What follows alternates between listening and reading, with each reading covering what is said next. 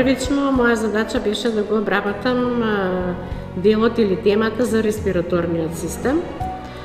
А како што напоменав и претходно, значи потоа требаше да ги прегледам, така кажано, препрочитам и сите останати, бидејќи содржината која што ја изучуваат учениците во оваа година се органските системи ке човекот и на крајот има теми кои што се од областа на морфологија и физиологија на растенија и биотехнологија и генетски инженеринг има уште една тема. Соодветните професори од факултетот, сите беа од природно-математичкиот факултет, секој стручен во својата област, даде соодветен придонес, а со оглед на обемноста на препрочитувањето, така да кажам, кој што требаше да го направам на крај, затоа го обработив само едниот од органските системи, а дадов придонес, можам да кажам, сите.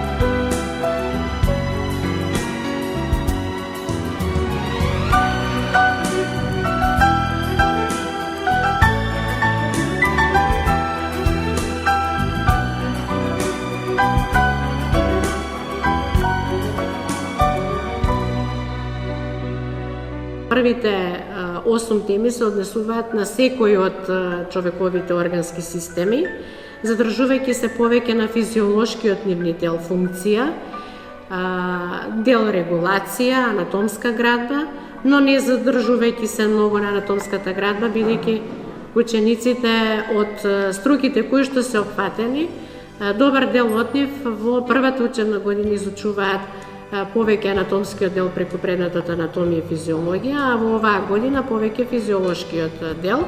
И на крај, значи, последните две теми се морфологија и физиологија на растенијата, како се изградени, кои се основните делови на растенијето, како тие функционираат или која функција ја обавуваат во растителниот организам.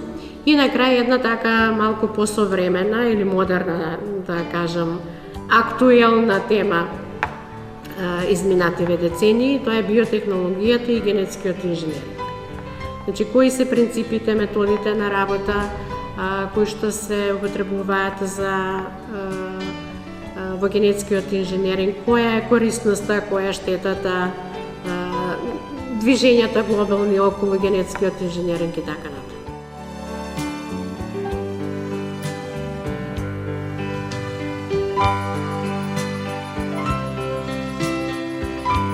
Други години работиме без учебници.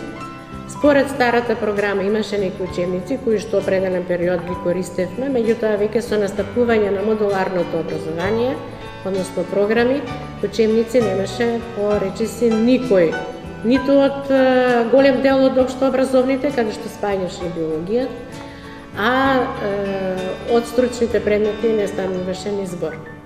И тоа беше единствениот предизвик.